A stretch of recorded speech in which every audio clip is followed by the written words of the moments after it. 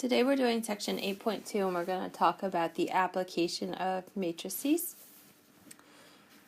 So first we're going to talk about a non-square matrix. So notice I have three variables but I only have two equations instead of our typical three equations, three unknowns. So the idea is that we still set it up the same. So I have 3, 7, 6, 26. And I have 1, 2, 1, 8. So the idea is I still want to get a 1 on the diagonal and 0 below it. It's just it's not gonna require as much work. So first thing that I would do is switch row 1 and 2. So I can easily obtain the 1 in that top spot that we need. And then the next thing that we're going to do is do -3 row 1 plus row 2. So I'll have 1, 2, 1, 8. So -3 times 1 is -3, plus 3 is 0. -3 times 2 is -6, plus 7 is 1. -3 times 1 is -3, plus 6 is 3. And -3 times 8 is -24, plus 26 is 2.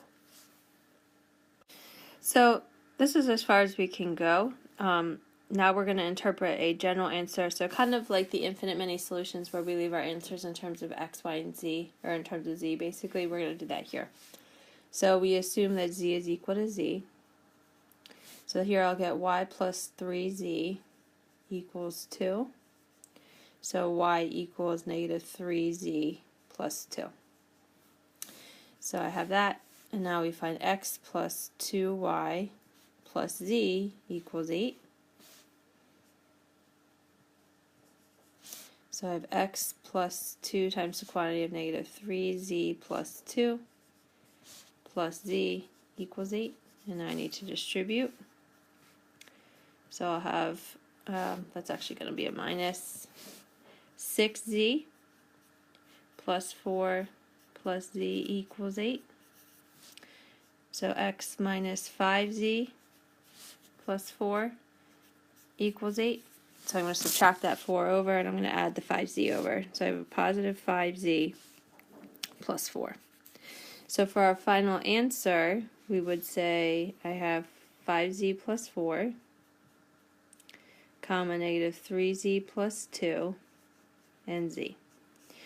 So if I were to ask for one unique solution, you would pick any value you would want for z, and then find the corresponding x and y. So next we're really going to get into an application. So here the figure shows the intersections of 4 one-way streets. As you study the figure, notice 300 cars per hour enter intersection 1 from the north on 27th Ave. Also 200 cars per hour want to head east from intersection 2 on Palm Drive. The letters W, X, Y, and Z stand for the number of cars passing between intersections.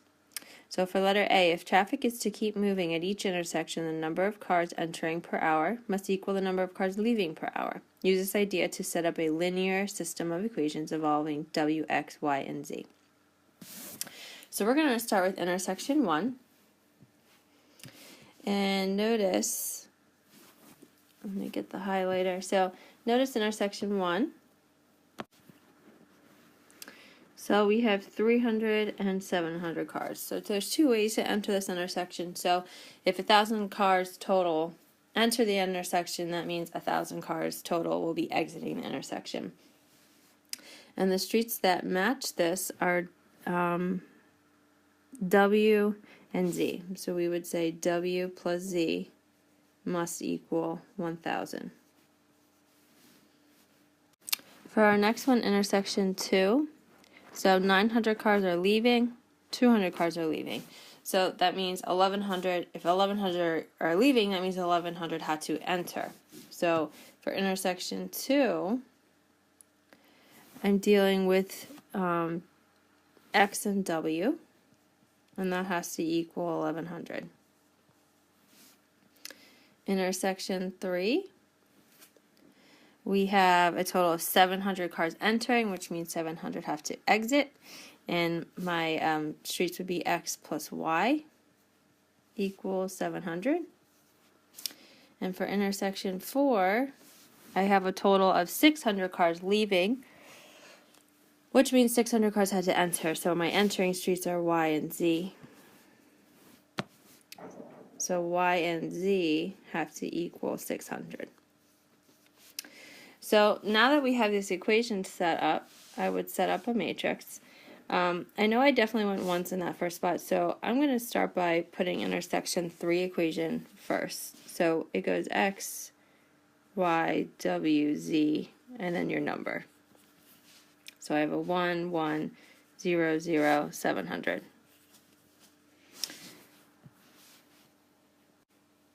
Then I'm going to put my intersection 2. So I have 1, 0, 1, 0, 1100. Then I'll put intersection 4.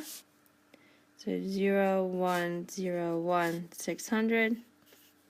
And then the last one I have 0, 0, 1, 1, and 1000. And it doesn't really matter where you place them the second time around. What does matter is the very first one that you would want to place. So actually, as I'm looking at it, I think it would be in our best interest to switch row 2 and 3, because I'll have the 0 and the 1 in the correct spot that I would want. So I have 1, 1, 0, 0, 700. Then I'll have 0, 1, 0, 1, 600. 1, 0, 1, 0, 1100. And 0, 0, 1, 1, 1000.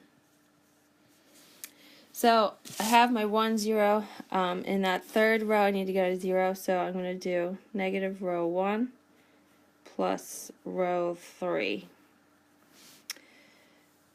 So 1, 1, 0, 0, 700. 0, 1, 0, 1, 600. Alright, so negative 1 plus 1 is 0. Negative 1 plus 0 is negative 1. 0 plus 1 is 1. 0 plus 0 is 0. And negative 700 plus 1100 is going to be 400.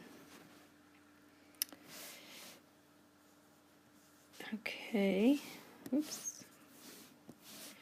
Alright, so the next thing we need to focus on is getting, I have all my zeros in the first column, I have my 1 in the next spot, so I need this spot right here to be a 0. Very easy to do. I can just add row 2 and row 3 as is. So 1, 1, 0, 0, 700. 0, 1, 0, 1, 600. Alright, so we're adding row 2 and 3 as is, so 0 plus 0 is 0. 1 plus a negative 1 is 0. 0 plus 1 is 1. 1 plus 0 is 1. 600 plus 400 is 1000. And then directly below it, I need this one to become a 0. So I'm going to take my new row 3, times it by a negative, and add it to the row 4. So when I say new row 3, I'm using these values right here. So 0 plus 0 is obviously 0. 0 plus 0 is 0. Negative times 1 is negative 1 plus 1 is 0. Negative 1 plus 1 is 0. And negative 1000 plus 1000 is 0. So this is one of those moments where we get that z equals z idea. So we're going to have a, we're going to find all the variables in terms of x, in terms of z. Alright, so I know z is equal to z. So for that next line, remember this is x, y, w, z. So for that next line, I know w plus z equals 1000. So w equals negative z plus 1000. I subtracted that z over. Alright, so for the next line, let me highlight that so we know z is z. We got w. So now we're finding y. So I have y plus z equals 600.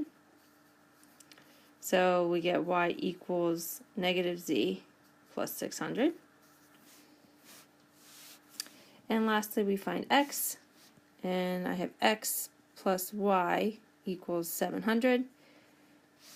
I know what y is equal to, so x plus this negative z plus 600 equals 700. So to solve, I would be adding z and subtracting 600. So I have x equals positive z plus 100. So to kind of piece these all together, we would say our final solution is z plus 100, negative z plus 600, negative z plus 1,000, and z.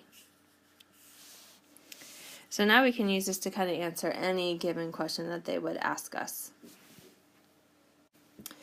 So last question we need to answer, we used the elimination to solve. So letter C says, if construction on 27th Avenue limits Z to 50 cars per hour, how many cars per hour must pass between the other intersections to keep traffic flowing? So now I'm going to use this, and we need to simply plug in Z for 50 to answer these questions. So Z is going to be equal to 50. So that means W is going to be 950. So if I plug 50 in, I'll get negative 50 plus 1,000, so I'll get 950. Y would be equal to 550. So again, I plug 50 in, negative 50 plus 600 is 550. And X would be 150, 150 plus 100. So this is the idea of like traffic flow. This would be an application as to how a matrix would be used.